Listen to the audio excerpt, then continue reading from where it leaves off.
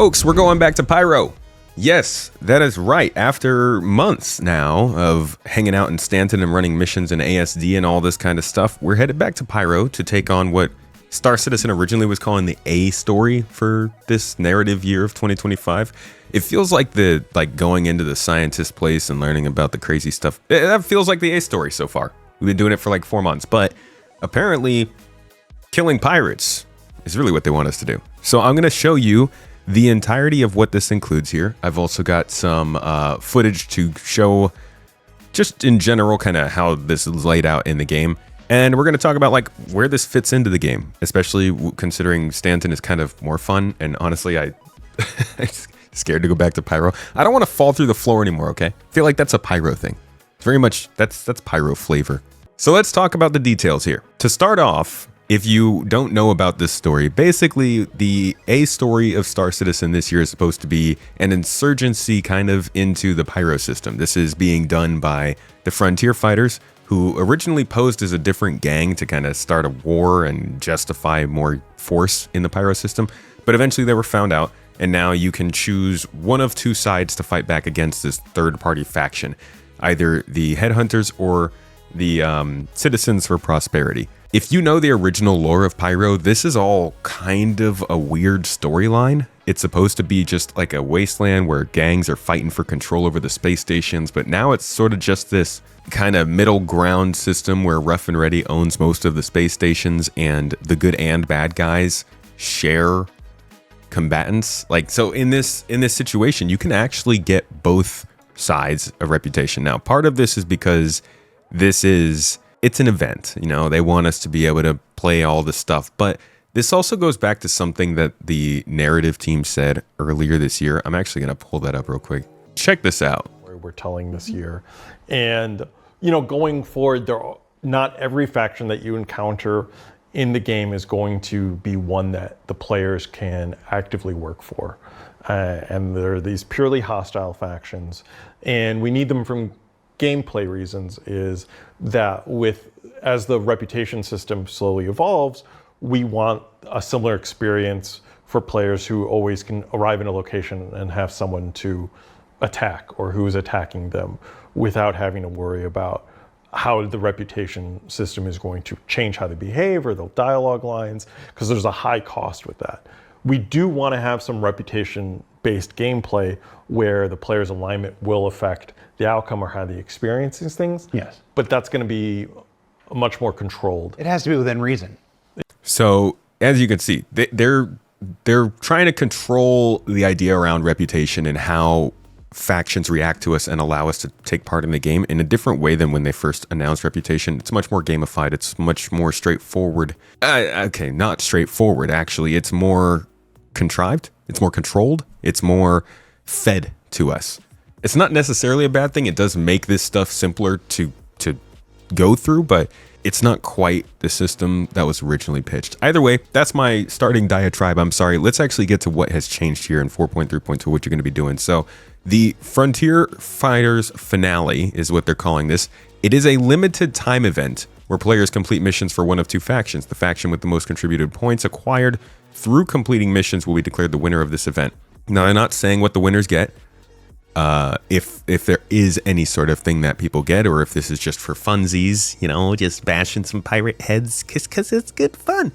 But either way, that's a good thing. I think they kind of messed up with the resource rush, telling people what the rewards were. It sort of skewed expectations, and this will probably be better. But just like with the resource rush, this is a time-limited event. So this will be the fourth time-limited event this year. First, we had the Fight for Pyro, and then we had the Hunt the Polaris event, and then we had Resource Rush, and now we're having the Frontier Fighters Finale.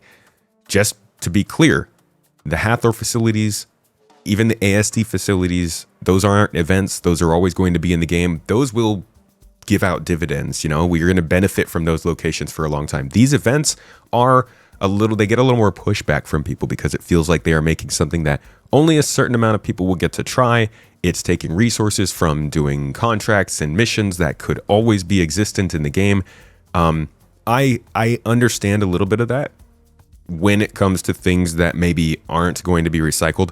But as you're going to see in a minute, these missions that they're going through are going to probably be pretty much recycled. The factions are going to be continued to be used. The locations that these are in are going to continue to be used. So this is not all to waste. Either way, sorry, let's do it. Week 1, which is going to be the first week, probably next week or the week after, is the search missions. This one features 2 mission archetypes that can be done by either faction. First, eliminate specific delivery.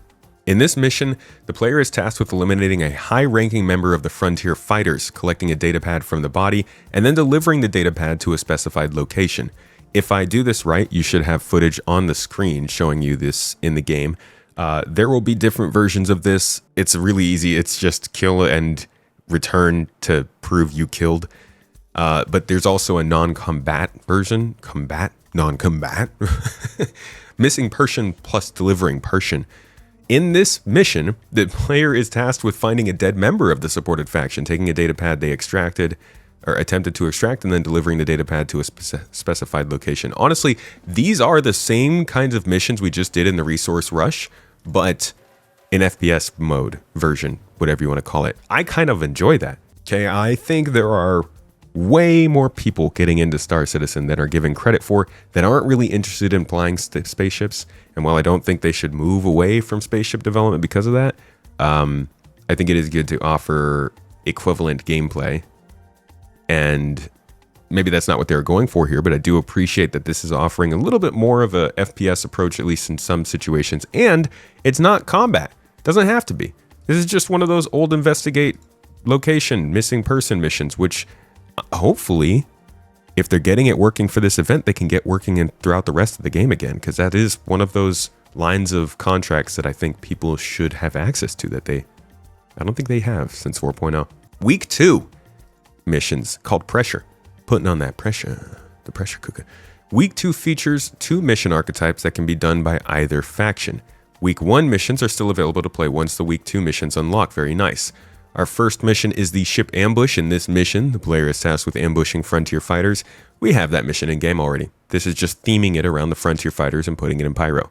The next mission is destroy regen locations. In this mission, the player is tasked with going to a medical location and destroying Frontier Fighter medical storage canisters, putting some new assets through a test. Medical storage canisters, I don't think it's just something that they can use now, which is cool. I don't think this is really going to do anything to test actual medical gameplay or anything. I would love to see NPCs using med beds, just to know that they can do that kind of stuff. That'd be kind of crazy. That means if you go and assault an outpost and you guys get beat back a little bit, you can't take too big a break because the NPCs might start healing themselves and stuff. That would be a really cool dynamic. Week 3, apprehend the suspect. This is going to be the final week, possibly the semi-final week. Week 3 features 1 mission. This mission can be done by either faction. Week 1 and 2 missions are still available to play once the Week 3 missions unlock. So this is the final week. Hunt the Polaris is the mission. So they're just bringing back again a mission that we had earlier this year, an event, to throw it on the end of this. This is kind of like what they did where they had Xenothreat as an event. And then they had, I can't remember what it was called, Operation something, where they had Xenothreat actually just be the final step in a whole line of missions, and that was their first sort of expansion from a single contract event to multiple contracts. It's the same thing. They're just throwing an old event on the end of this one. It's not a huge amount of extra work, I don't think, this set of missions, but it should offer a little more narrative to the story, a little more of an easy time for people to see what's the main content that they should do if they're trying out the patch once in a quarter. I think this is more practice for when Star Citizen goes to 1.0 live than anything. Yeah, it definitely helps with the game being playable now and giving people something to do and look towards.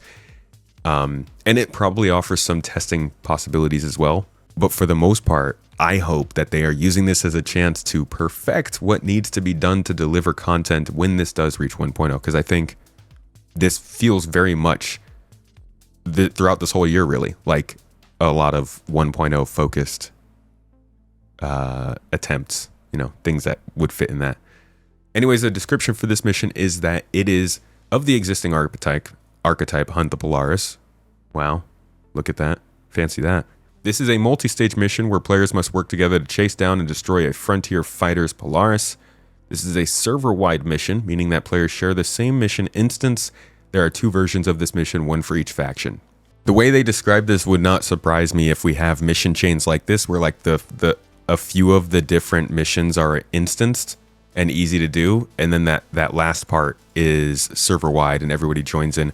Very, I'm sure that's popular on a lot of MMOs. I know that kind of style from Destiny. I think it'd be a solid way to do it. It's looking more and more like they're going to need to instance a lot of locations, underground facilities, bunkers, building interiors, things like that. And then once they are ready to build gameplay for specific sized groups, they can put us all out and together in the same shard. Either way, this is a look at our return to Pyro.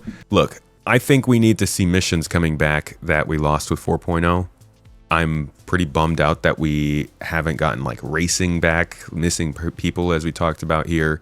Freaking the commodities. Oh, not the commodities, the box deliveries. Oh, we need box deliveries so badly. There are quite a few things content-wise that I think would really help with players getting into this game. I actually just watched JV do his 2025 playthrough. Really enjoyed it. I've been watching him for a while, and I think he has takes and approaches to games that represents a lot of people that play games more casually. Not to say he's a casual gamer, but just like he jumps in and jumps out of games. And when he joined, he played the Onyx facilities, which I think was probably the best thing he could have done to show off the game, to show off what was going on, and to get a good idea of kind of where the development's headed and where the game's headed. So if they keep doing that with this kind of stuff, I do think that helps, because it drives the idea of what this game is into people's heads, more so than just like looking at a contract list and being so completely confused as to what to do. These things at least are guiding people through gameplay. So I think they're good. And again, if they can recycle the contracts and the factions and even some of like the voice clips and stuff that they use in these storylines and events, and I don't think it's going to ever be a loss. It's good practice. It's good content. It keeps people engaged. And it makes the game more playable. I hope this one goes well. It is more combat focused, so I do think less people will take part in it than the previous one, but it should keep things interesting during October. Hope you enjoyed this update. I'll see you in the next one in the road to CitizenCon. Bye. See ya. Goodbye.